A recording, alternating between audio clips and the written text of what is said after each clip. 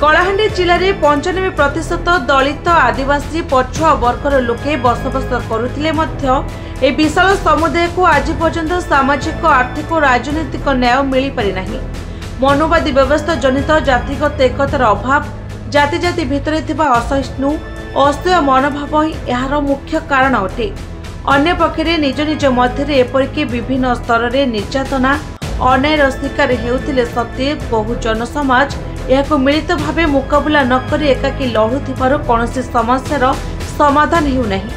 घरे निया लागिछि, समस्ते मिलिमिशि निया लिभेबाकु हबो, अन्यथा घर चली धूलिसात होइजिबो।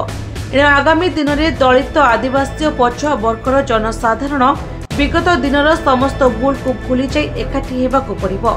संवैधानिक हक और अधिकार उपरे लड़ाई करी माटीर शासक वर्ग हेबा ही एही महासंघर मूल उद्देश्य बोली मूल निवासी बहुजन मिलित महासंघर भवानीपाटना ब्लॉक और म्युनिसिपालिटी शाखार बैठक में अतिथि माने मत व्यक्त करिसेंति। विशेषकर पछुआ वर्ग को शिक्षा, नियुक्ति और राजनीति में जनसंख्या अनुसार 54% संरक्षण नदेवा, दलित निर्यातना रोकवा, आदिवासी मानक भूमि अधिकारी वंचित करने भली अनेक अन्यायर शिकार होउछन्ति समाज समूह। तेणु यहाको गोटे जाति नुहे तीनोटी वर्गर लोके मिलित भाव लड़िबार समय आसी जाइछि बोली वक्ता माने मत व्यक्त करथिले। आज स्थानीय अमला भवन ठारे अनुष्ठित बैठक में महासंघर जिला सभापति श्री सच्चिदानंद महाकुड़ सभापतित्व करथिबा बेले राज्य साधारण संपादक दिगंबर तुरिया महासंघर लक्ष्य और उद्देश्य ज्ञापन करथिले।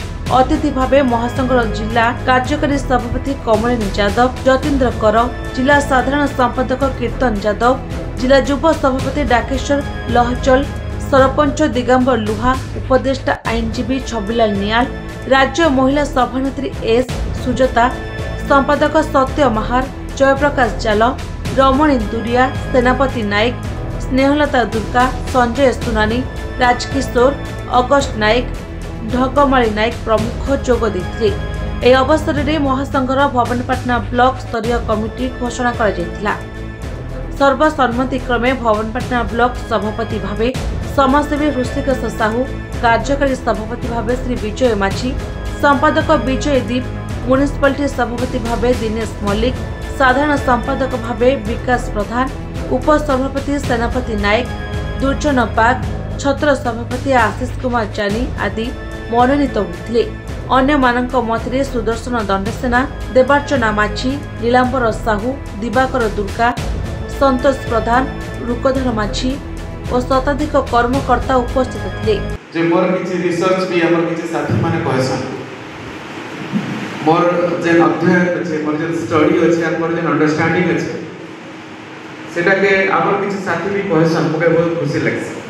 गोटे भारत वर्षर इतिहास रे सबुठानु गोटे गौरवमय जिनिस आ भारतीय संविधान दुनिया सबुठानु बड़ भी खाली रही से दुनिया सबुठानु बेस्ट संविधान आ equality, fraternity, liberty, justice ELFJ एटा संविधान रो स्वर्णिम विचारधारा। किंतु जेहेतु सेमनकर जानकारी नै ना जे ई बहुजन शब्दर जे संस्थापक से होजन महामानव गौतम बुद्ध जे कि ओबीसी चिंता करबा के पड़बा आमे मन के माने हमर समाज रे बहुजन बेले जन एससी के भाबुजन सेटा होजे भूल धारणा।